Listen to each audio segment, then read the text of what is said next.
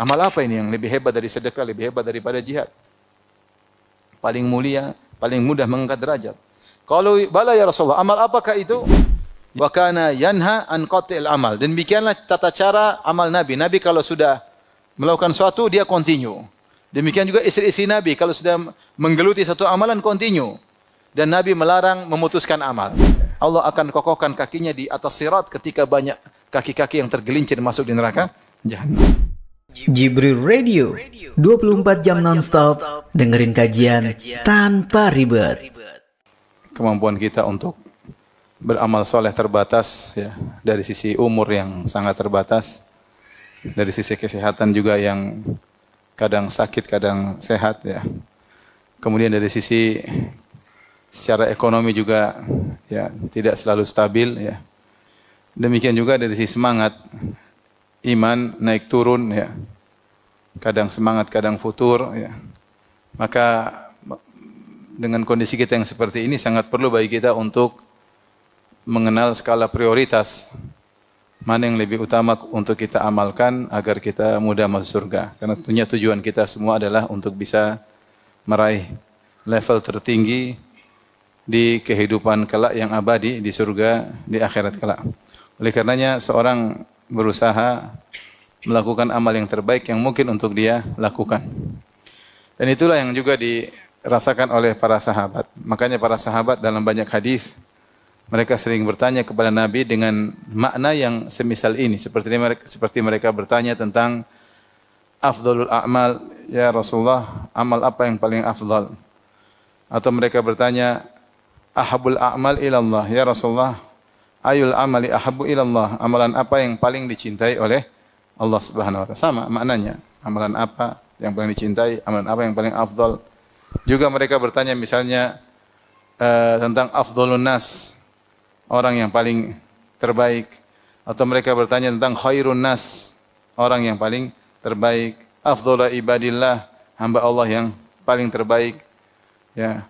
Pertanyaan ini semua menunjukkan mereka sadar bahwasanya mereka berusaha untuk melakukan yang terbaik yang bisa mereka lakukan karena kemampuan mereka tidak mungkin bisa melakukan semua amalan. Semua orang, kita tidak mungkin melakukan semua amal soleh. Oleh karena kita hendaknya mengenali skala prioritas agar kita bisa beramal soleh yang terbaik. Taib. Lantas kalau begitu, apa amal soleh yang terbaik bagi seorang? Untuk menjawab hal ini saya akan bacakan dua fatwa. Yang pertama dari Syekhul Islam Ibn Taimiyah rahimahullahu ta'ala Majmu' Fatawa. Yang kedua dari Ibnu Hajar dalam Fathul Bari dinukil dalam Tuhfatul Ahwadhi oleh Al-Mubarakfuri dari Ibnu Taimiyah dan Ibnu Hajar, ya. Karena mereka berdua orang alim yang muhakkik, yang peneliti, ya. Saya bacakan ketika Ibnu Taimiyah rahimahullahu taala ditanya tentang amal yang terbaik.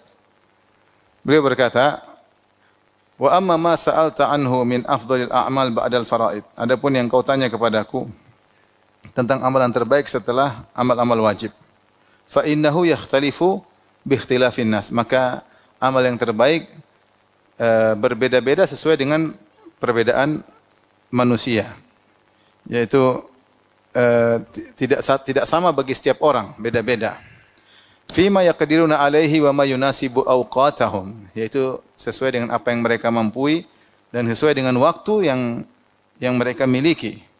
Fala yumkinu fihi jawabun jami' mufassal, maka tidak mungkin saya memberikan jawaban yang komprehensif dan terperinci di kulli ahadin, untuk setiap orang.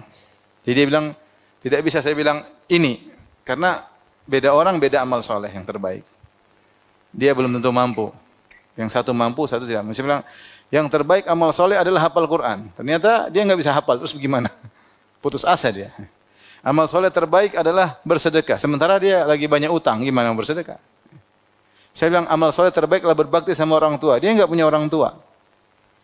Ya, maksud saya, Ibnu Taimiyah menjelaskan bahwasanya amal soleh itu tidak bisa satu begini, tapi berbeda orang, berbeda jawaban. Berbeda situasi, berbeda jawaban. Tapi yang saya sampaikan di sini ada poin penting. Beliau berkata, afdhalil a'mal ba'dal faraid. afdhalil a'mal setelah kewajiban-kewajiban. Isyarat bahwasanya amal terbaik secara mutlak adalah yang wajib-wajib. Yang wajib-wajib. Jangan sampai seorang sibuk dengan yang sunnah sementara yang wajib dia tinggalkan. Ini salah satu tipuan syaitan. Maka seorang melaksanakan yang wajib itu yang paling dicintai oleh Allah. Sebenarnya dalam hadis qudsi kata Allah Subhanahu wa taala, "Wa ma taqarraba ilayya 'abdi bi syai'in ahabbu ilayya mimma aftaradtuhu alaihi." Tidaklah hambaku mendekatkan dirinya kepadaku dengan suatu amalan yang lebih aku cintai daripada yang aku wajibkan kepadanya. Jadi perkara yang wajib itu yang paling dicintai oleh Allah dari perkara yang sunnah. Seperti contoh salat subuh dengan 2 rakaat sebelum subuh. Mana yang lebih afdal? Salat subuh. Salat subuh. Ya. Salat subuh dibandingkan dengan salat malam, mana lebih afdal? Salat subuh. Ya. Kalau salat sebelum subuh, Rasulullah berkata, "Raka'atul fajri khairu minad dunya wa fiha." 2 rakaat sebelum subuh lebih baik dari dunia yang seisinya, apalagi salat subuhnya. Sama seperti sedekah. Sedekah kepada anak yatim, kepada fakir miskin sangat dicintai oleh Allah. Tapi sedekah wajib kepada istri, kepada anak-anak, kepada orang tua, itu lebih dicintai. Makanya Rasulullah SAW mengatakan, dirhamun dinarun anfaqtahu fi raqabah, fi sabilillah. 1 dinar yang kau infakkan untuk di jalan Allah. Wa dinarun anfaqtahu fi raqabah. 1 dinar, 1 keping dinar yang kau infakkan untuk memerdekakan budak. Wa dinarun tasaddaqta bihi ala miskin. 1 dinar yang kau sedekahkan untuk seorang miskin. Wa dinarun anfaqtahu ala ahlik, dan 1 keping dinar yang kau infakkan untuk keluargamu, a'dhamuhu ajran alladhi anfaqtahu ala ahlik. Yang lebih besar pahalanya adalah yang kau infakkan kepada keluargamu. Perhatikan sini. Makanya Syekh Ibnu Utsaimin rahimahullah pernah menyebutkan sebagian orang ketika memberi sedekah kepada anak yatim, kepada fakir miskin, dia merasa sedang beribadah, tapi ketika dia bersedekah untuk anak istrinya dia tidak merasa ibadah. Saya motivasi kepada para suami, kepala keluarga, kalau bayar listrik, tulus. Karena bayar listrik hukumnya apa? Wajib. Kalau enggak listrik mati enggak bisa apa-apa. Bayar sekolah anak dengan semangat. Karena anak ini sekolah, wajib kita menyekolahkannya sebagai kewajiban pendidikan untuknya. Bayar dengan semangat. Bukan berarti saya suruh semangat untuk membayar yang wajib-wajib kemudian jadi pelit terhadap anak yatim, tidak. Tapi maksudnya sebagaimana itu juga bersedekah, ini juga sedekah yang lebih agung. Secara umum, sampaikan di sini bahwasanya Ibnu Taimiyah sedang membahas amal terbaik setelah apa? Setelah yang fardu-fardu, yang wajib-wajib. Beliau menyebutkan bahwasanya satu orang dengan yang lainnya berbeda-beda. Ini contoh nukilan dari Ibnu Taimiyah. Kemudian sekarang saya bacakan dari Ibnu Hajar. Beliau berkata Al-Hafidz Ibnu Hajar rahimahullah taala, "Muhassalu ma ajaba bihi ulama an hadzal hadits wa ghairihi mimma talaf fihi al-ajwibah bi annahu afdhalul a'mal, anna al-jawab ikhtalafa li ikhtilafi ahwali sa'ilin." Inti dari penjelasan para ulama tentang jawaban Nabi ketika Nabi ditanya, amal terbaik apa? Rasulullah jawab gini. Ada orang lain tanya lagi, Rasulullah jawab lain. Ada orang ketiga tanya lagi, Rasulullah jawab lainnya. Orang keempat tanya, Rasulullah jawab lain. Bagaimana kita mengkompromikan hadis-hadis tentang amal terbaik yang ternyata jawaban Nabi berbeda-beda satu dengan yang lainnya. Maka beliau berkata, maka jawaban Nabi bervariasi li ikhtilafi ahwali sa'ilin, sesuai dengan variasi kondisi para penanya. Bi an a'lama kulla qaumin bima yahtajuna ilaihi. Misalnya Nabi menjelaskan tentang apa yang paling dibutuhkan oleh suatu kaum. Kaum ini lagi begini, maka yang dibutuhkan ini, maka Rasulullah arahkan ke situ. Au bima lahum fihi raghbah, atau orang ini punya semangat untuk beramal sesuatu yang lain kurang. Nah, tentu ketika dia beribadah dengan semangat, ini pahalanya lebih baik karena dia menjelaskan dengan apa? Dengan semangat ya.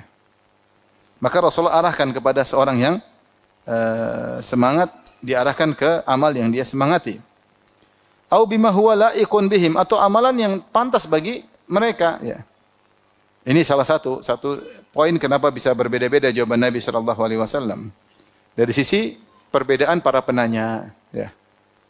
Makanya seperti ada seorang datang kepada Nabi, "Ya Rasulullah, dullani ala amalin idza amiltuhu dakhaltul jannah, fala tukthir alayya." Ya Rasulullah, tunjukkanlah aku suatu amal jika aku kerjakan masuk surga, tapi jangan banyak-banyak. Kata Rasulullah sallallahu alaihi wasallam, "La taqdab, jangan marah, walakal jannah, kau masuk surga." Dia ulang lagi, kata Rasulullah, la taghdab, jangan marah. Seakan-akan orang ini mudah marah. Maka kalau orang lain nanya, Rasulullah mungkin jawabannya beda lagi. Jadi tergantung kondisi penanya, ya. Kemudian sisi lain yang membuat jawaban bisa berbeda adalah perbedaan waktu. Au kana al-ikhtilafu bi ikhtilafil awqat. Bisa jadi perbedaan jawaban Nabi karena perbedaan waktu. Bi an yakuna al-amalu fi dhalikal waqti afdala minhu fi ghairihi. Misalnya amal tersebut di waktu itu lebih baik daripada di waktu yang lain. Contoh, faqad kana al-jihadu fi ibtida'il Islam afdalul a'mal. Dulu jihad di awal Islam adalah amal yang terbaik. Li'annahu al-wasilah ila al-qiyam biha. Karena itulah wasilah untuk menegakkannya, wa tamakkun min adaiha. Karena dengan berjihad kita bisa beramal soleh dan bisa memungkinkan untuk melaksanakan amal soleh. Ya. Kalau kita memiliki kekuasaan dan yang lainnya. Wa qad tadafaratin nusus ala anna salata afdalu minas sadaqah. Kemudian juga dalil banyak menunjukkan bahwasanya salat lebih afdal daripada sedekah. Wa ma'a dzalik fa fi waqti muwasatil muttarri takunu sadaqatu afdala. Meskipun demikian dalil secara merdeka salat lebih afdal daripada sedekah, namun pada waktu tertentu ketika dalam kondisi banyak orang kelaparan maka sedekah lebih afdal. Au anna afdal laisat ala babiha balil muradu bihal fadlul mutlaq. Atau ketika Rasulullah mengatakan amalan terbaik bukan maksudnya yang terbaik, tapi ini ada amalan yang baik, ini amalan yang baik, ini amalan yang baik. Namanya fadlul mutlaq. Awil muradu min afdalil a'mal fahudhifat min wa hiya muradah. Atau ketika Rasulullah SAW mengatakan afdalul a'mal, amal terbaik, maksudnya di antara amalan terbaik. Ini kesimpulan jawaban dari Ibn Taimiyah dan Ibn Hajar rahimahullah ta'ala, bahwa ternyata Rasulullah SAW ketika ditanya tentang amalan terbaik, jawabannya bervariasi. Sebab variasi tersebut ada beberapa tinjauan. Pertama, tinjauan dari apa? Perbedaan kondisi yang bertanya. Kemudian tinjauan berikutnya, keinginan mereka untuk beramal juga beda-beda. Kemampuan mereka untuk beramal juga bisa berbeda-beda. Kemudian waktu, ya, juga bisa membuat waktu ini, bisa amal ini lebih baik daripada waktu yang lain. Di antaranya kondisi kaum ketika itu. Jadi banyak hal yang ditinjau sehingga jawaban Nabi berbeda-beda. Ini jawaban secara global. Taib, meskipun demikian, Ibn Taimiyah mengisyaratkan tentang amal soleh yang bisa dilakukan oleh semua orang. Kata beliau, saya bacakan. Lakin, setelah beliau menjelaskan tentang jawaban Nabi bervariasi, beda orang beda jawaban, beda orang beda amal soleh terbaik, kata beliau, lakin mimma huwa kal ijma' bainal ulama. Namun di antara amal soleh yang merupakan ijma' di kalangan para ulama, ya, anna mulazamata dzikrillah daiman huwa afdalu ma syaghala al-abda bihi nafsahu atau ma syaghala al-abdu bihi nafsahu fil jumlah. Namun melazimi zikir kepada Allah Subhanahu wa taala, selalu berzikir kepada Allah, itu adalah amal terbaik yang seorang hamba menyibukkan dirinya secara global. Wa ala dzalika dalla hadits Abi Hurairah, dan ini tunjukkan hadis Abu Hurairah yang diriwayatkan oleh Imam Muslim, di mana Rasulullah SAW pernah bersabda, sabaqal mufarridun, bahwasanya al-mufarridun telah ke depan mendahului. Jadi al-mufarridun yaitu maknanya ada dua, ada yang mengatakan mufarridun maksudnya mentafrid, maksudnya menspesialkan Allah. Mufarridun Allah yaitu selalu menspesialkan Allah sehingga selalu menyebut-nyebut Allah Subhanahu wa taala. Atau al-mufarridun maknanya al-mumayyizun, orang-orang yang teristimewakan dari yang lainnya karena mereka sering ingat Allah Subhanahu wa taala, ya. Jadi Rasulullah mengatakan sabaqal mufarridun, al-mufarridun telah mendahului. Qalu ya Rasulullah wa manil mufarridun? Ya Rasulullah, siapakah al-mufarridun? Orang-orang itu yang kau maksud. Qala, kata Rasulullah, adz-dzakiruna Allah katsira wadz-dzakirat, yaitu para lelaki yang banyak ingat Allah dan para wanita yang banyak mengingat Allah. Ini di antara dalil bahwasanya zikir adalah afdalul a'mal. Kemudian beliau sebutkan juga dalam riwayat Abu Dawud dari hadis Abu Darda dari Nabi SAW, beliau bersabda, Rasulullah bersabda, ala unabbiukum bi khairi a'malikum wa azkaha 'inda malikikum. Maka aku kabarkan kepada kalian wahai para sahabatku tentang amalan yang terbaik yang bisa kalian lakukan, yang paling mulia di sisi Rabb kalian, wa arfa'uha fi darajatikum, dan paling mudah mengangkat derajat kalian, wa khairun lakum min i'ta'iz dzahabi wal warik, dan amalan yang lebih baik daripada bersedekah emas dan perak. Wa min an talqaw aduwakum fatadribu a'naqahum wa adribu a'naqakum. Bahkan lebih baik daripada kalian bertemu dengan musuh-musuh kalian dalam jihad, lantas kalian menghantam leher-leher mereka dan mereka menghantam leher-leher kalian. Amal apa ini yang lebih hebat dari sedekah, lebih hebat daripada jihad? Paling mulia, paling mudah mengangkat derajat. Kalau bala ya Rasulullah, amal apakah itu? Ya Rasulullah, qala zikrullah, berzikir kepada Allah Subhanahu wa taala. Kemudian Ibnu Taimiyah subhanallah dia menjelaskan caranya bagaimana disebut orang berzikir. Yang bisa kita semua orang bisa menerapkan dan mudah. Makanya Syekh Utsaimin mengatakan zikir itu ibadah yang sangat agung namun tidak semua orang mau melakukannya. Kalau bisa semua bisa. Tapi tidak semua orang mau melakukannya. Taufik biyadillah. Hidayah di tangan Allah Subhanahu wa taala. Kemudian beliau menjelaskan wa aqallu dzalik, minimal seorang dikatakan suka berzikir, perhatikan. An yulazimal abdul azkar al-ma'thurah an muallimil khair wa imamul muttaqin sallallahu alaihi wasallam. Itu seorang melazimi zikir yang selalu dibaca oleh sang pengajar kebaikan, imamnya orang-orang bertakwa yaitu Rasulullah sallallahu alaihi wasallam. Kal azkar al-muaqqatati fi awwalin nahar, seperti zikir yang dilakukan awal nahar wa akhirih, yaitu zikir pagi petang. Jangan sampai tinggalkan. Bisa, semua orang bisa zikir pagi petang enggak? Bisa, petang 10 menit selesai. Bahkan sebagian bisa zikir sambil beraktivitas. Subhanallah wa bihamdi subhanallah sambil bisa beraktivitas. Ya, bisa. Sambil olahraga, sambil jalan, sambil ibu-ibu sambil masak. Tapi kalau sambil nonton Korea enggak bisa. Tapi kalau itu bisa. Bisa. Yang paling minimal zikir pagi petang. Kemudian apa? Wa inda akhdhil madja, ketika mau tidur. Semua orang bisa. Zikir mau tidur ada banyak. Kita tidak harus baca semuanya, paling tidak sebagian. Zikir mau tidur banyak. Tapi kalau kita mau baca semua lebih bagus, sehingga sebelum tidur ada ritual zikir sebelum tidur. Doa-doa. Ya. Banyak doanya. Ya. Kemudian kata beliau, wa indal istiqadh minan manam, ketika bangun tidur, jangan lupa. Wa adbari salawati wal adhkar al muqayyadah, seperti juga setelah salat. Jangan lupa zikir setelah salat. Zikir pelan-pelan, enggak usah buru-buru. Agar kita tercatat sebagai lelaki yang banyak berzikir dan wanita yang banyak berzikir. Wal adhkaril muqayyadati mithlu ma yuqalu indal akal wasyurb wal libas wal jima' wa dukhulil manzil. Dan zikir-zikir yang ditentukan waktunya. Ya, seperti ketika makan, ya, ketika minum itu kita bismillah, kemudian bismillah bilang alhamdulillah.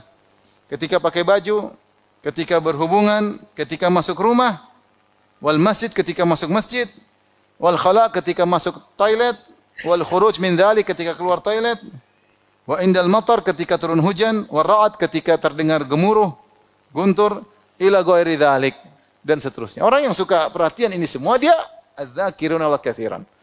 Berarti adalah orang yang banyak mengingat Allah, dia al-mufarridun. Ila ghairi dzalik, dan zikir-zikir yang semisalnya, ya. Kemudian beliau berkata, "Tsumma mulazamatu dzikri mutlaqan afdaluhu la ilaha illallah." Dan paling sering hendaknya berzikir apa? La ilaha illallah. Ini zikir mutlak. Kita boleh baca subhanallah walhamdulillah wala ilaha illallah Allahu akbar wala haula wala quwata illa billah. Sering aja diulangi sambil dipahami maknanya. Yang paling afdal di antara semuanya la ilaha illallah. Kemudian beliau ingin ingatkan, zikir yang dimaksud bukan cuma zikir tadi yang kita sebutkan.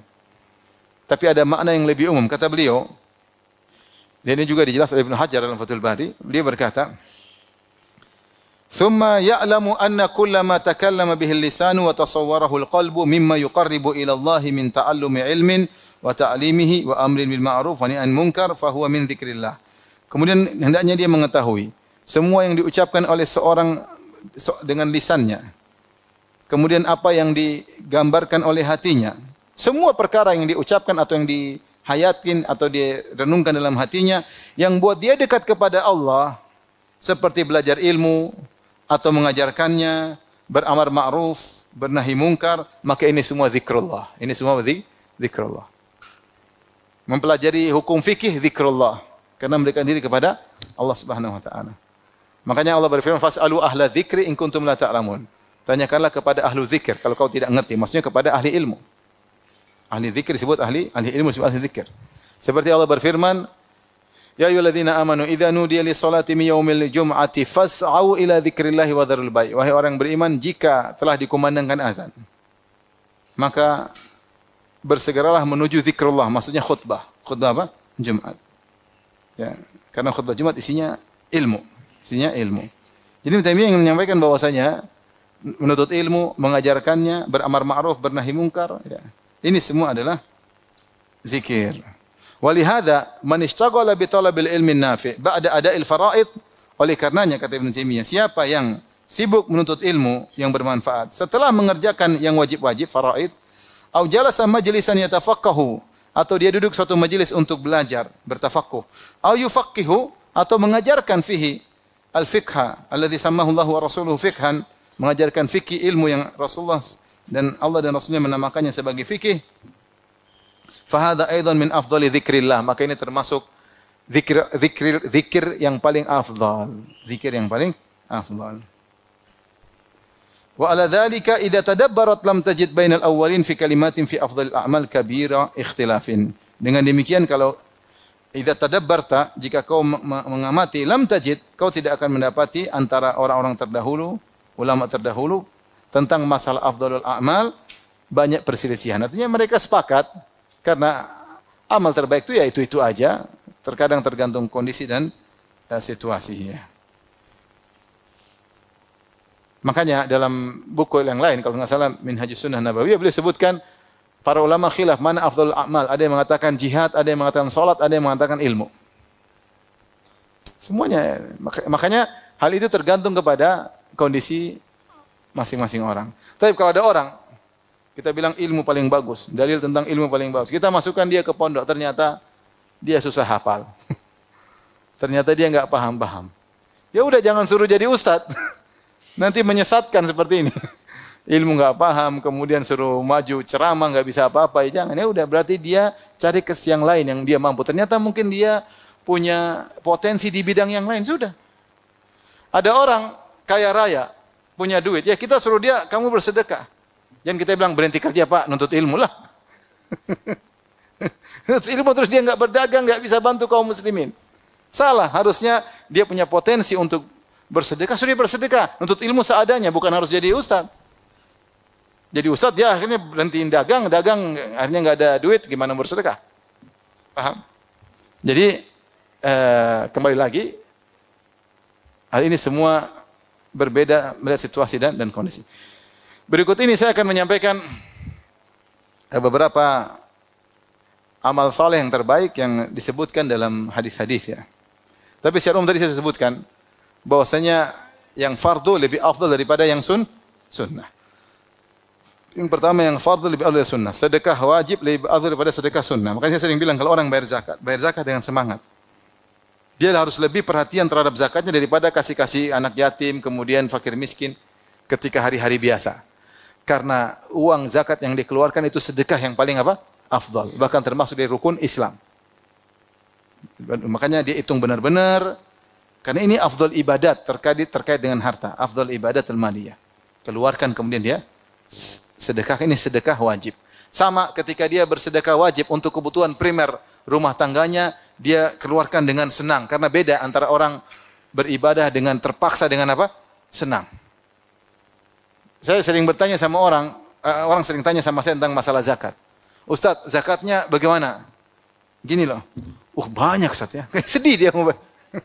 Sedih. Saya bilang ini sedekah terbaik, ente jangan gitu. Oh iya, ini sedekah terbaik. Lebih afdal daripada kau kasih hari-hari, kasih anak yatim, kasih janda. Lebih afdal ini, karena ini sedekah wajib. Maka jangan malas-malasan ketika sedekah, semangat. Jadi mindsetnya dirubah. Bahwasanya bayar zakat itu sedekah terbaik. Sama. Karena orang kalau bayar listrik, ngeluar listrik mahal, bayar SPP. Tapi kalau kasih anak yatim, kasih fakir miskin, semangat. Beda, ini wajib, kau wajib ini. Maka keluarkan, jangan, kalau memang ini untuk kepentingan kebutuhan primer keluargamu, ini pahalanya besar. Ada rumah tidak pakai listrik kan nggak bisa. Ya berarti bayar listrik wajib atau tidak? Wajib, pahalanya besar. Bayar listrik. Anak sekolah butuh biaya nggak? Butuh ya. Selama ini kebutuhan primer keluarga, pendidikan kebutuhan primer sekarang. Ya. Keluarkan. Dan keluarkan dengan semangat. Keluarkan dengan apa? Semangat, dengan senang. Ya, kalau punya duit, kalau nggak punya duit ya memang agak memang agak gimana gitu ya. Ya, tapi ya intinya kata Syekh Utsaimin tadi saya katakan, jangan sampai seorang ketika memberi bantuan kepada fakir miskin, anak yatim, kepada janda, kepada fukara, dia merasa dapat pahala, tapi ketika dia belikan makanan buat anak istrinya, dia bayar listrik, dia tidak merasa dapat pahala. Salah. Karena ibadah wajib lebih afdal daripada ibadah yang sunnah. Ini kaidah. Kaidah berikutnya juga bahwasanya amal terbaik yang pas dengan waktunya itu yang terbaik. Contoh, apakah amal terbaik setelah mendengar azan? Menjawab azan. Berdoa setelah azan terbaik. Lebih baik daripada baca Quran. Kenapa? Karena sunnahnya seperti itu. Sama. Apa amal terbaik setelah sholat? Amal terbaik setelah sholat, zikir setelah sholat. Jangan Assalamualaikum warahmatullahi wabarakatuh terus baca Al-Quran. Enggak afdol. Al-Quran secara zatnya dia afdol. Tapi ada amal namanya muaqqat, sesuai dengan waktunya. Maka amal yang dikerjakan pada waktunya, sunnahnya pada waktunya itu yang terbaik. Seperti kita pakai baju umrah. Kita lagi talbiyah. Yang terbaik apa talbiyah? Labbaik Allahumma labbaik, labbaik la syarika laka labbaik. Bukan zikir yang lain. Kenapa? Karena ketika seorang berihram, yang afdal dia bertalbiyah. Ini contoh maksud saya. Maka kita kenali sunnah-sunnah Nabi, kita kerjakan waktunya, jangan kita ganti dengan yang lainnya. Kalau ditinjau dari tidak terikat dengan waktu, memang baca Al-Quran lebih baik daripada zikir yang lainnya. Tapi kalau ditinjau dengan waktunya pada waktunya, maka zikir setelah sholat lebih baik ketika setelah sholat daripada baca Al-Quran.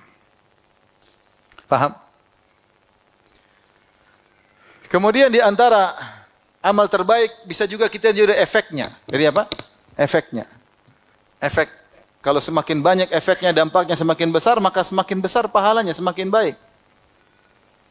Contoh, Allah berfirman, "Falaqatahamal aqabah, wa ma adraka mal aqabah, fakku raqabah, aw it'amun fi yaumin dhi masghabah." Kenapa dia tidak melampaui al-aqabah, yaitu halangan agar dia bisa masuk surga? Ya. Apa cara melampauinya? Di antaranya kata Allah, fakku raqabah, memerdekakan budak, au it'amun fi yaumin dhi masghabah, atau dia memberi makan kepada fakir miskin di hari kelaparan. Di hari kelaparan. Memberi makan kepada fakir miskin pada hari-hari biasa, amal yang baik. Tetapi lebih baik lagi ketika di hari musim apa? Kelaparan. Karena kebutuhannya mendesak. Kebutuhannya mendesak. Kemudian kata Allah, au miskinan au yatiman dha maqrabah au miskinan dha matrabah. Demikian juga kau beri makan kepada fakir miskin dha matrabah, miskin yang tidak punya apa-apa kecuali cuma tanah. Makanya dikatakan miskinan dha matrabah, si miskin yang tidak punya kecuali hanya tanah, itu sangat miskin. Maka sedekahi, efeknya luar biasa.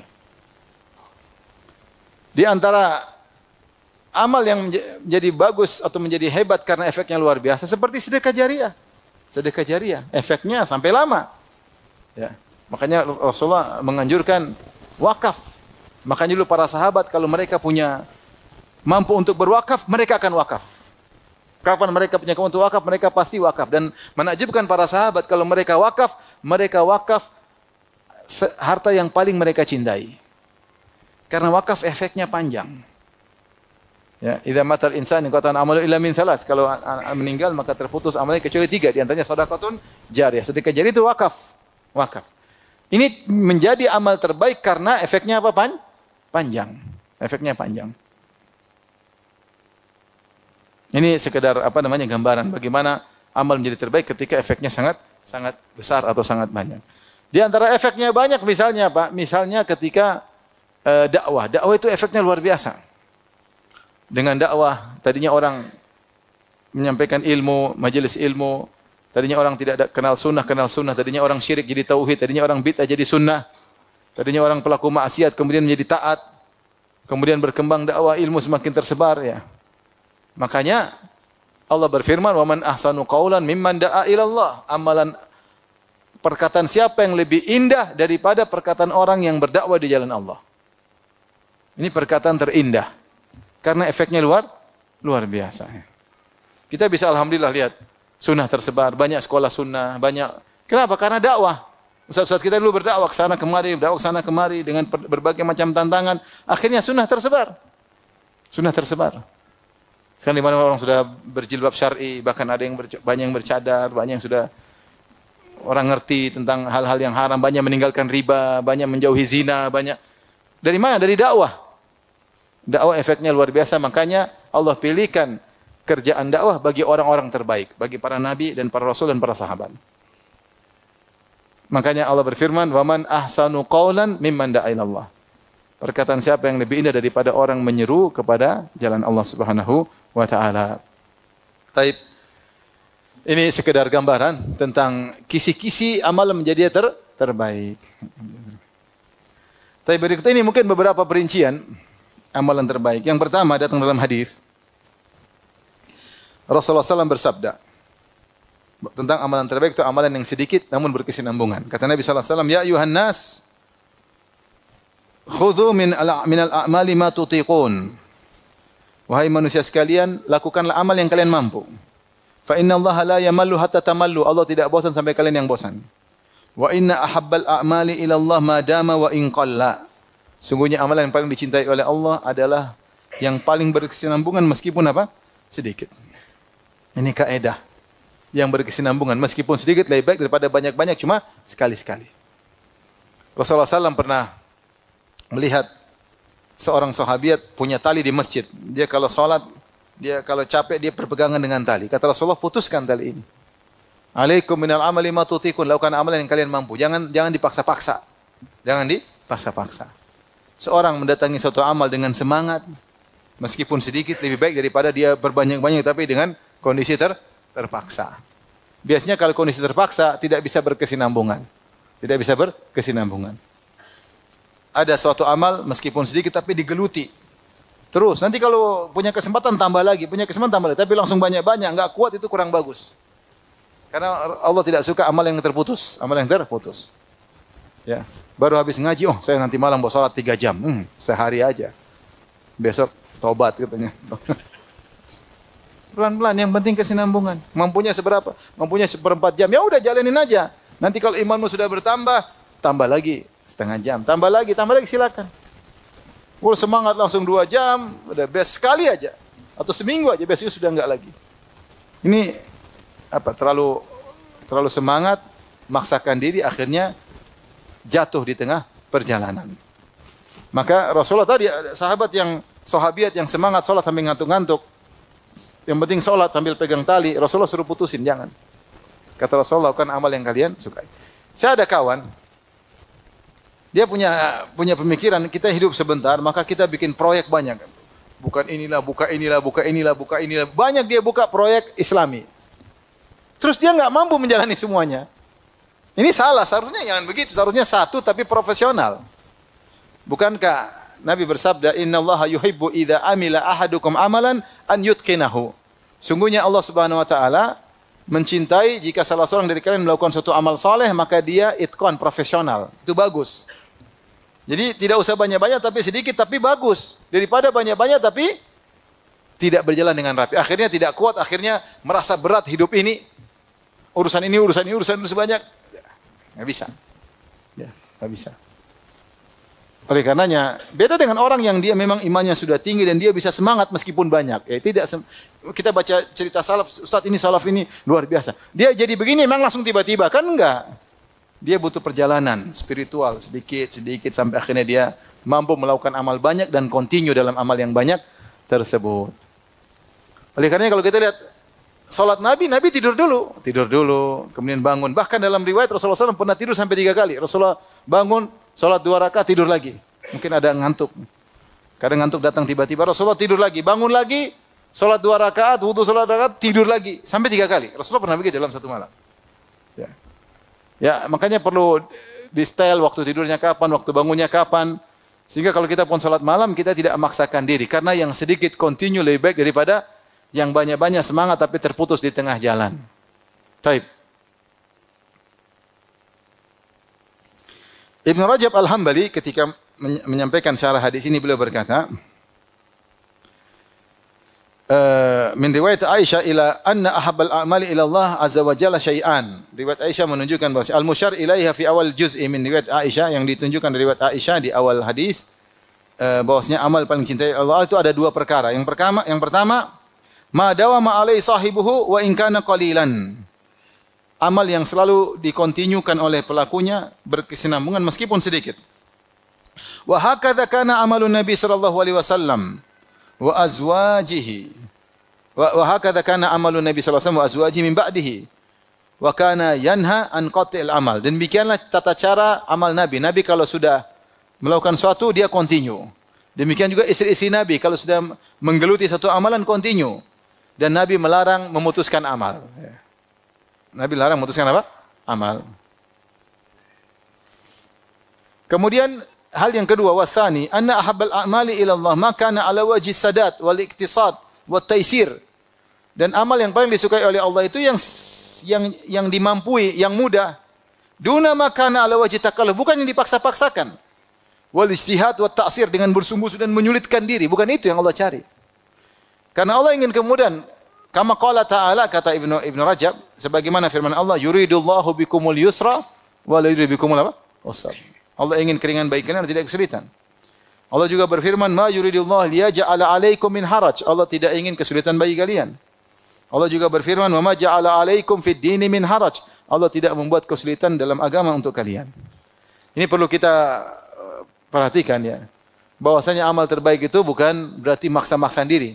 Yang kamu mampu, apalagi kau kerjakan dengan senang, tapi continue. Ya, tinggal kita atur diri kita untuk bisa continue meskipun sedikit. Nanti kalau dia punya kemampuan, boleh naik level, boleh. Jangan bilang, Ustaz saya baca salaf hatam Quran satu malam, satu rakaat. Jadi kau saja tidak hafal Quran, gimana caranya?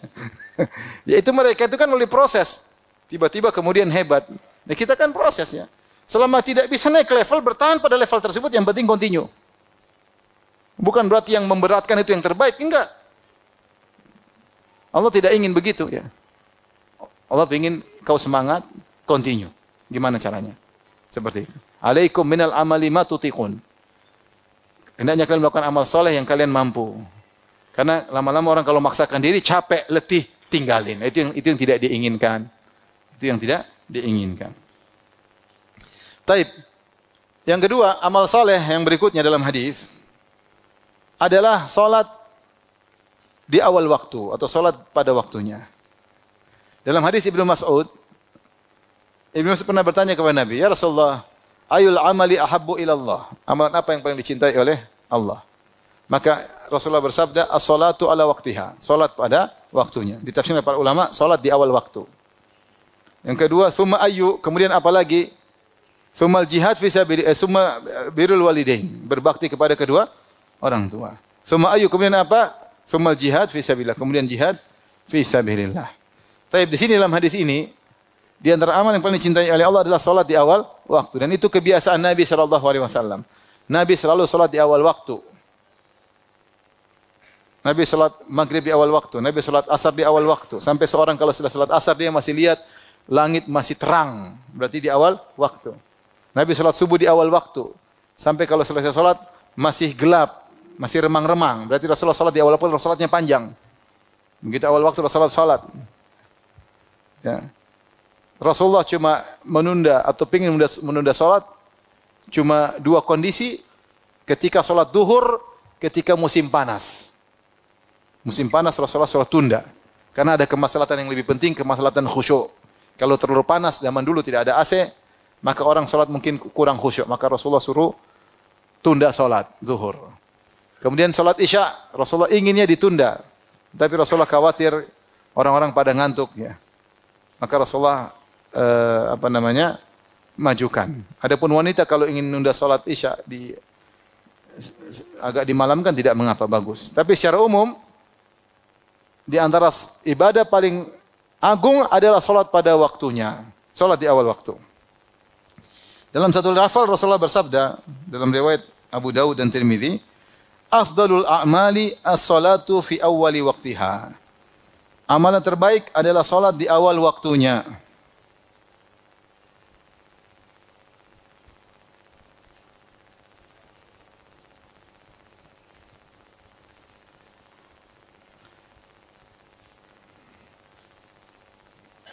Dalam hadis yang lain, hadis Abu Darda, Rasulullah bersabda, "Khamsun man ja'a bihinna ma imanin dakhalal jannah." 5 perkara. Siapa yang melakukannya disertai iman maka masuk surga. Yang pertama, man hafaza ala salawatil khamsi ala wudu'ihinna wa ruku'ihinna wa sujudihinna wa mawaqitihinna. Orang yang salat 5 waktu dengan menjaga wudunya, rukuknya diperhatikan, sujudnya diperhatikan dan waktu-waktunya diperhatikan. Yaitu salat di waktu yang awal ya. Oleh karenanya di antara bentuk kecintaan kita kepada Allah dan cinta kita kepada salat, kita berusaha salat di awal waktu. Makanya ketika Rasulullah SAW menyebutkan tentang 7 golongan yang Allah naungi pada hari kiamat kelak, di antaranya rajulun qalbuhu mu'allaqun bil masajid, seorang yang hatinya rindu ke masjid.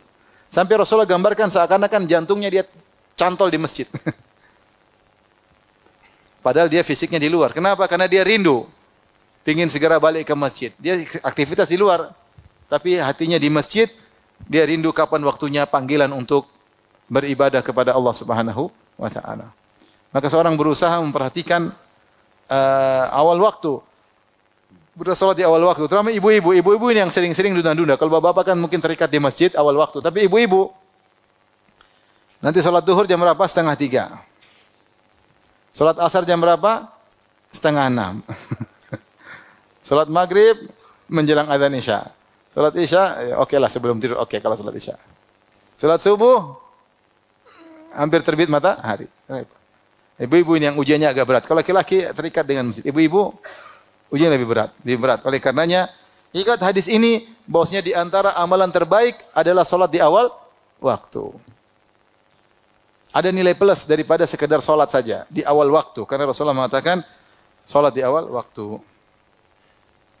Tapi di antara amal terbaik, sebagaimana tadi sudah disebutkan hadis Mas'ud, setelah as-salatu ala waqtiha, terus amal-amal yang terbaik kata Nabi birrul walidain, berbakti kepada kedua orang tua. Ya, ini cara mudah masuk surga. Bahkan lebih afdal daripada jihad fi sabilillah. Ketika ada seorang datang minta izin, kata Nabi sallallahu alaihi wasallam, "Ahayyun walidak?"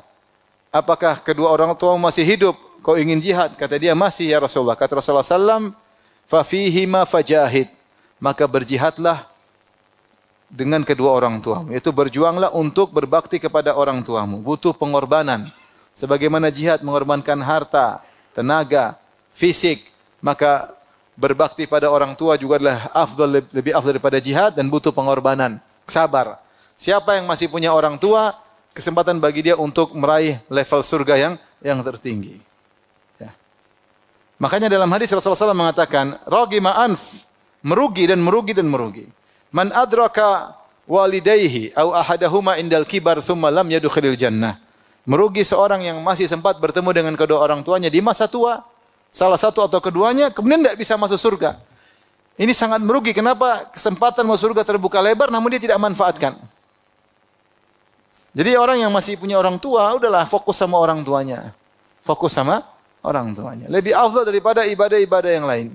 Sedangkan orang tua sabar, ngobrol sama orang tua, telepon orang tua, kunjungi orang tua, kenali kebutuhannya, apa yang dia butuhkan. Jangan sampai dia minta, kalau kita punya, apa yang dia butuhkan kita kasihkan. Bagi yang masih punya orang tua. Masih sering sampaikan hadis ketika ada seorang Yaman datang, dia tawaf. Dia tawaf kemudian dia gendong ibunya. Dia gendong. Sambil gendong dia sambil bersyair, dia mengatakan, "Ana laha ba'iruhal mudhallalu." Aku adalah onta yang tunduk kepada ibuku. Dia ingin mengatakan, kalau onta-onta lain dinaiki oleh tuannya, onta itu enggak mungkin capek, letih. Kalau saya ditunggangi oleh ibu saya semangat dengan girang menggendong ibu saya. Saya tunduk kepada ibu saya. Ibu saya mau kemana sih saya bawa. Ini dia sedang tawaf. Bisa jadi dia sudah gendong ibunya dari tempat-tempat yang lain, apalagi datang dari Yaman. Tapi dalam riwayat ketika sedang apa? Tawaf. Kemudian kata Ibnu Umar, dia bilang, "Ibnu Umar, apakah menurutmu aku telah membayar jasa ibuku dengan menggendongnya seperti ini? Dengan semangat menggendongnya, bukan marah-marah wajahnya, bukan jengkel wajahnya ketika ngurus ibu. Tidak, saya ngurus ibuku dengan penuh semangat. Apakah menurutmu saya sudah membayar jasa ibu?" Kata Ibnu Umar, "Wala talqah." Ya, kau tidak bisa membayar jasa, bahkan satu kontraksi yang dialami ibumu kau tidak bisa bayar.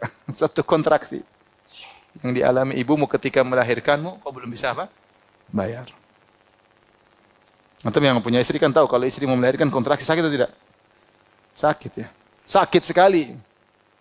Sampai saya punya kawan anaknya 2 atau 3, 2. Saya bilang, antum enggak punya anak lagi? Cuma 2. Ini masih muda. Dia bilang, saya sudah bilang istri saya, sayang kita tambah anak lagi. Kata dia, kamu aja yang hamil, berat. Enak aja punya anak. Maksudnya saking beratnya antara hidup dan mati. Itu orang sudah gendong ibunya. Dia bilang, saya sudah bayar jasa. Jangankan jasa semuanya. Kontraksi yang dialami oleh ibumu 1 kali aja kau tidak bisa bayar. Sakitnya kayak apa? Dalam rangka untuk menyelamatkanmu agar kau bisa muncul di atas muka bumi ini. Kemudian setelah muncul bikin masalah. Jadi siapa yang diberi punya kesempatan masih punya orang tua, gunakan kesempatan tersebut sebelum hilang kesempatan tersebut. Ya. Dalam hadis innal walid awsatu abwabil jannah. Sungguhnya orang tua adalah pintu yang paling tengah. Artinya pintu surga yang paling tengah maksudnya pintu yang paling mudah untuk dimasuki, pintu yang paling afdal. Ya. Maka tinggal dimanfaatkan atau disia-siakan. Disia-siakan. Dalam hadis juga ada seorang datang izin kepada Nabi untuk jihad. Kata Nabi, ahayatun walidatuka? Apakah ibumu masih hidup? Kata dia, masih ya Rasulullah. Maka Rasulullah suruh dia jangan jihad. Kata Rasulullah SAW, ilzam rijlaiha fathammal jannah. Lazimilah kedua kaki ibumu, disitulah surgamu. Situlah surgamu. Lazimi kaki ibu, yaitu menunjukkan tawadhu di hadapan apa? Ibu. Tawadhu di hadapan ibu. Di hadapan orang tua. Ya, jadi kalau kita senyum pada orang tua dapat pahala, kita menyenangkan hati orang tua dapat pahala, kita nurut sama orang tua dapat pahala, merendahkan saudara orang tua pahala. Semua terkait orang tua kita dapat pahala. Maka ini di antara amal terbaik. Tapi yang berikutnya, amal yang terbaik adalah qada'ul hajat, yaitu menunaikan kebutuhan-kebutuhan masyarakat sebisa mungkin. Makanya saya sebut tadi di antara parameter suatu amal terbaik adalah efeknya semakin besar. Rasulullah SAW bersabda, ahabbun nasi ilallahi anfa'ahum. Orang yang paling dicintai oleh Allah yang paling bermanfaat kepada masyarakat. Wa ahabbul a'mali, kemudian Rasulullah contohkan, wa ahabbul a'mali ilallah azza wa jalla sururun tudkhuluhu ala muslim. Amalan yang paling dicintai oleh Allah adalah rasa bahagia yang kau masukkan dalam hati seorang muslim.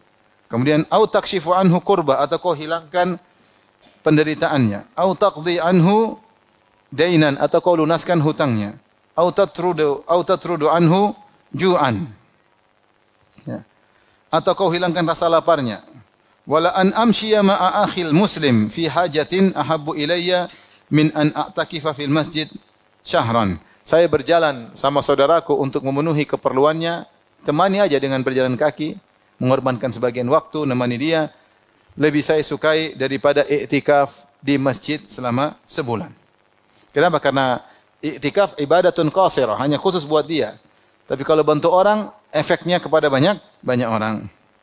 Kemudian Rasulullah berkata, "Wa man masya ma'a akhihil muslim fi hajatihi hatta yuthbitaha lahu." Siapa yang menemani berjalan bersama saudaranya dalam menunaikan keperluan saudaranya, hatta yuthbitaha lahu, sampai temannya selesai menyelesaikan keperluannya. Itu temani, kamu mau apa? Saya mau ada urusan di kantor, temani sampai selesai. Atau saya ingin jemput anak saya, temani sampai selesai. Ada keperluan apa dia temani sampai selesai? Apa balasannya? Athbatallahu ta'ala qadamahu yauma tazillul aqdam. Allah akan kokohkan kakinya di atas sirat ketika banyak kaki-kaki yang tergelincir masuk di neraka jahanam. Wa inna su'al khuluqi la yufsidul amal kama yufsidul khallul asal. Sungguhnya akhlak yang buruk merusak amal soleh sebagaimana cuka merusak madu. Jadi di antara amalan terbaik adalah menunaikan kebutuhan masyarakat sebisa mungkin, dan ini tertujukan bagi orang yang punya harta, dia berusaha ya. Siapa depan dia kasih, ada yang butuh kasih, ada yang butuh kasih. Insyaallah harta datang dan pergi. Kalau dia tidak punya harta, maka dengan tenaga kalau memungkinkan ya. Tentu semuanya menimbang maslahat dan mudarat ya. Makanya di antara sifat Nabi Isa alaihissalam adalah qada'an li hawaijin nas.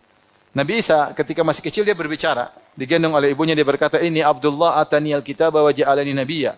Aku adalah hamba Allah, Allah berikan aku Injil dan Allah jadikan aku seorang nabi.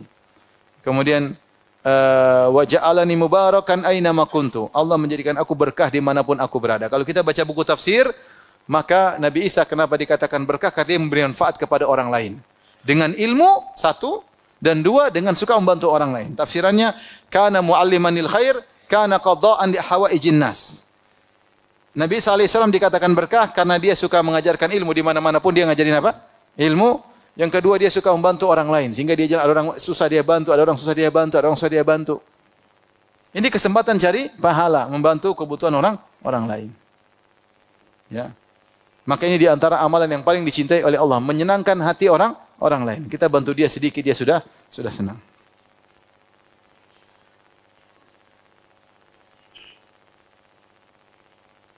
Sampai yang mungkin sederhana, Rasulullah pernah bersabda, afdal a'mali an tudkhila ala akhihil mu'min sururan atau taqdi anhu dainan atau tut'imahu khubzan.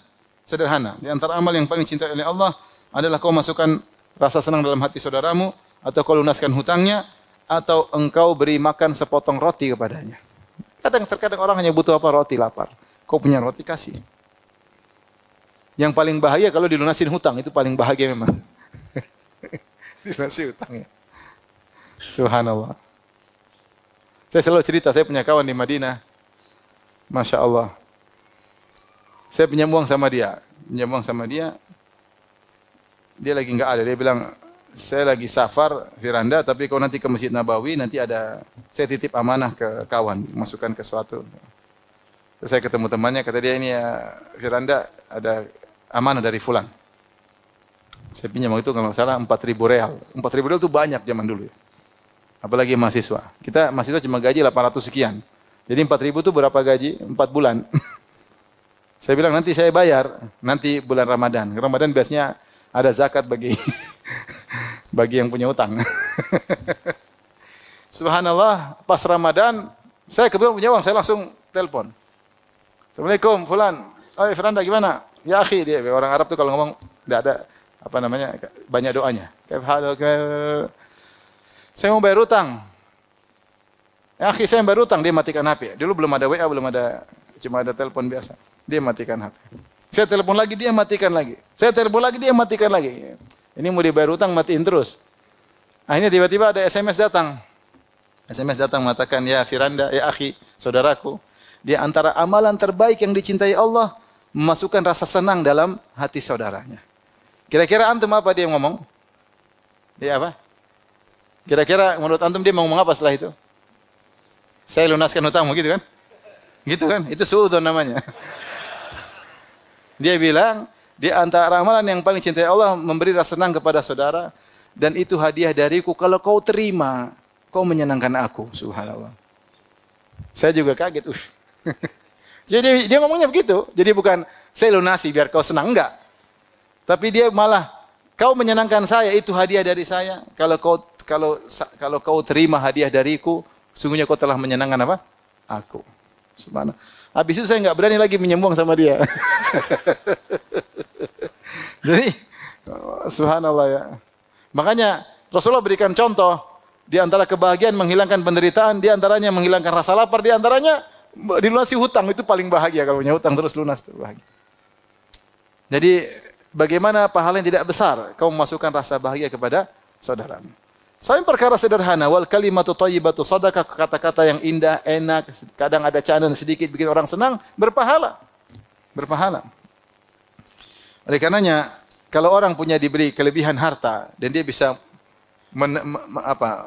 menghilangkan kebutuhan-kebutuhan masyarakat, menunaikan kebutuhan masyarakat, itu bagus. Ya. Dia beribadah dengan apa? Dengan hartanya. Ya, dengan hartanya bantu sini, bantu. Terutama karib kerabatnya dia bantu. Supaya dapat pahala lebih besar. Makanya Rasulullah SAW, Allah berfirman tadi, falaqatahamal aqabah wa ma adraka mal aqabah fakku raqabah au it'amun fi yaumin dzi masghabah yatiman dza maqrabah, atau kau bantu anak yatim punya hubungan kerabat dengan engkau. Membantu anak yatim secara umum berpahala, apalagi anak yatim yang punya hubungan apa? Kerabatan. Taib, kemudian amal yang di antara terbaik adalah zikir, tadi sudah kita sebutin dalil-dalilnya ya. Zikir ini amalan yang sangat sederhana. Dalam hadis Rasulullah berkata, dari hadis Muadz bin Jabal, ahabbul a'mali ila Allah an tamuta wa lisanuka ratbun min dzikrillah. Di antara amalan yang paling dicintai oleh Allah adalah engkau meninggal dalam kondisi lisanmu berzikir kepada Allah. Lisanmu basah berzikir kepada Allah. Ini enggak mungkin orang seperti kecuali dia memang suka berzikir. Astaghfirullah, astaghfirullah, subhanallah. Jadi ada sedikit kejadian dia langsung ingat Allah, ya Allah, astaghfirullah. Selalu. Makanya di antara dalil yang menakjubkan ketika ada seorang keluar dari melewati Nabi dan para sahabatnya, Rasulullah mengatakan, "Yatlu alaikumul an rajulun min ahlil jannah." Akan keluar sekarang seorang lagi penghuni surga. Tiba-tiba orang itu keluar. Besoknya Rasulullah bilang, akan muncul sekarang seorang lagi. Ternyata orang itu juga. Hari ketiga kata Rasulullah, akan muncul sekarang penghuni surga. Ternyata orang itu juga. Akhirnya Abdullah bin Amr bin Al-As penasaran. Kemudian dia pura-pura menginap. Dia mengatakan ke orang tersebut, "Saya ada masalah sama bapak saya. Bolehkah saya nginap di rumahmu?" Kata dia, "Boleh." "Kenapa? Kalau kau tidak bisa, nah, boleh silakan." Karena dia ingin tahu amal apa orang ini kok disampaikan oleh Nabi 3 hari berturut-turut masuk apa? Surga. Ternyata tidur hari pertama malam dia juga tidak bangun malam. Ternyata ciri penghuni surga tidak bangun malam. Sama dong. Siang ternyata tidak puasa sunnah. Oh sama juga dong mas. Setelah 3 hari kata Abdullah bin Amr bin Al-As, saya tidak menemukan satu yang spesial. Hanya saja kalau dia terjaga di malam hari dia berzikir kepada Allah. Itu yang menakjubkan. Ada poin ini. Kalau dia terjaga di malam hari dia langsung berzikir sama Allah. Allahu Akbar, subhanallah. Begitu bangun langsung ingat sama Allah. Berarti hatinya terbiasa ingat Allah, lisannya terbiasa berzikir kepada Allah. Sampai akhirnya setelah itu dia tanya, "Saya cuma ini aja sandiwara, ternyata saya tidak ada masalah ayah saya. Cuma Rasulullah bilang begini. Sebenarnya amalan apa yang kau miliki?" Kata dia, "Ma huwa illa ma ra'ait." Tidak ada amal kecuali yang kau lihat. Falamma walaitu, kata tatkala Abdullah bin Amr pergi, dia panggil Nadani, sini. Saya punya amal ada, yaitu saya tidak pernah hasad sama orang atas nikmat yang Allah berikan kepadanya. Yang kedua, saya tidak pernah punya niat jahat sama orang. Tidak punya niat jahat jengkel sama orang, tidak ada. Itu yang susah kita kerjakan.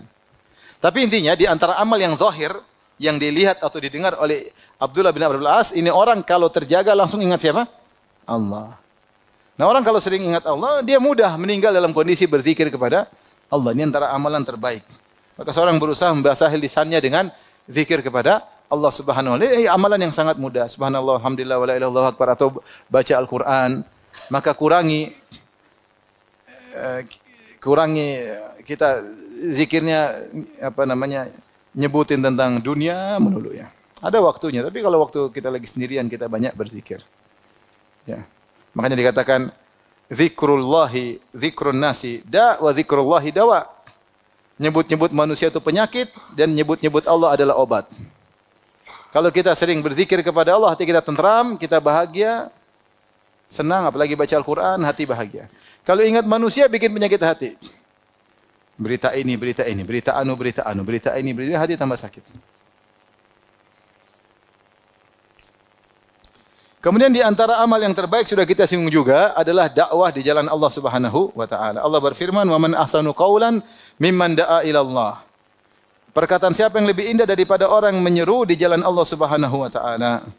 Ya, makanya saya katakan tadi, amal yang terbaik yang Allah pilihkan kepada orang-orang terbaik itu para nabi dan rasul adalah amalan dakwah. Amalan dakwah. Karena dakwah ini pahalanya MLM. Ini dakwah lagi pahalanya juga sama dia. Terus luar biasa. Makanya kita tahu pasti ada orang yang ngajar kita Al-Fatihah, ada atau tidak? Kita kan bisa baca Al-Fatihah. Ada yang ngajarin enggak? Enggak mungkin bisa sendiri, enggak mungkin. Ada yang ngajarin enggak? Ada. Coba saya tanya sama antum. Antum ingat enggak siapa yang ngajarin Al-Fatihah? Ada yang ingat? Siapa yang ngajarin Al-Fatihah? Coba ingat guru-guru. Lupa kan? Tapi sekarang antum sudah baca Al-Quran, Al-Fatihah sudah ribuan kali mungkin. Dan semua pahalanya ngalir kepada dia. Yang antum sudah lupakan siapa orangnya. Tapi Allah ingat. Ini contoh maksudnya, taklim itu punya pengaruh luar biasa. Di antaranya dengan dakwah. Maka berusahalah kita masuk dalam rel dakwah sebagai pembicara misalnya, ustadz tentunya bukan sembarang orang. Kemudian sebagai donatur, sebagai panitia, dengan ikhlas kepada Allah Subhanahu wa taala, bukan mencari sanjungan dan pengakuan. Tetap menjaga hati. bukan dengan dekat dengan ustaz supaya kena ikut shooting.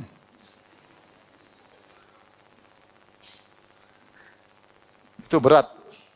Berat. Biar orang tahu saya dekat dengan ustaz. Bahaya itu hati. Ya. Biasa-biasa aja. Ya. Biasa-biasa aja. Intinya berusaha dalam real dakwah. Bahkan sebagian ulama mengatakan, Allah berfirman dalam Al-Quran, "Mathalul ladzina yunfiquna amwalahum fi sabilillah kamathali habbatin ambatat sab'a sanabila fi kulli sumbulatin mi'atu habbah wallahu yudha'ifu liman yasha' wallahu wasi'un alim." Allah berfirman, perumpamaan orang yang menginfakkan hartanya di jalan Allah seperti biji yang ditanam kemudian menumbuhkan 7 bulir, setiap bulir 100. Jadi satu jadi berapa? 700. Allah melipat gandakan siapa yang Allah kehendaki dan Allah Maha luas. Aturan dalam sedekah, dalam amal soleh, man ja'a bil hasanati falau asyru amsalihha. Siapa yang melakukan kebaikan, satu kebaikan pahalanya 10 kali lipat.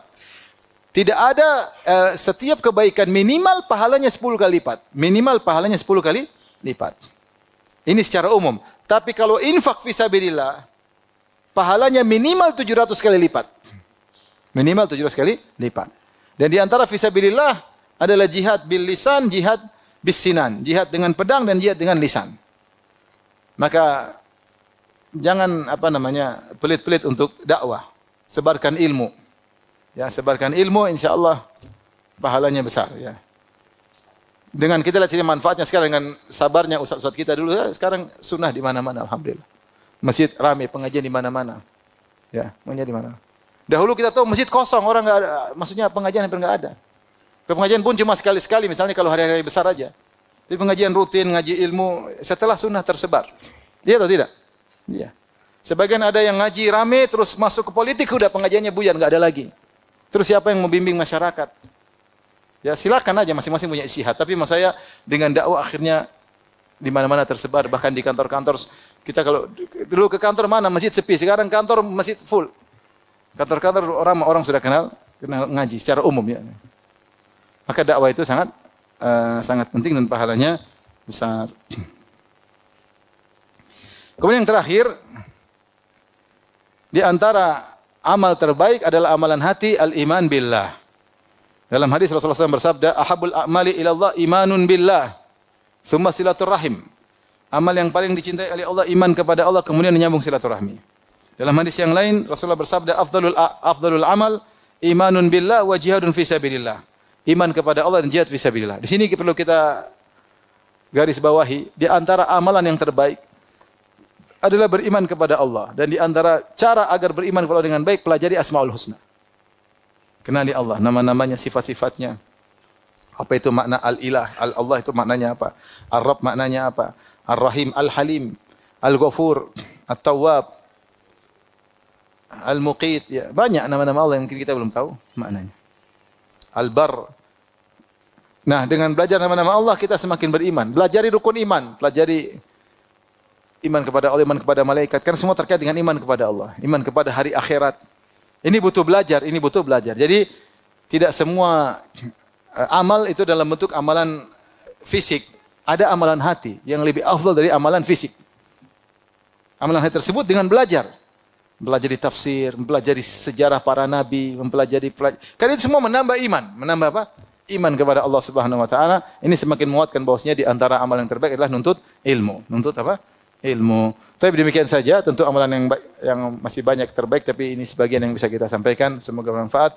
Wallahu ta'ala alam bisawab. Demikian saja. Subhanakallah bihamdik. Asyhadu an la ilaha illa anta astaghfiruka wa atubu ilaik. Assalamualaikum warahmatullahi wabarakatuh.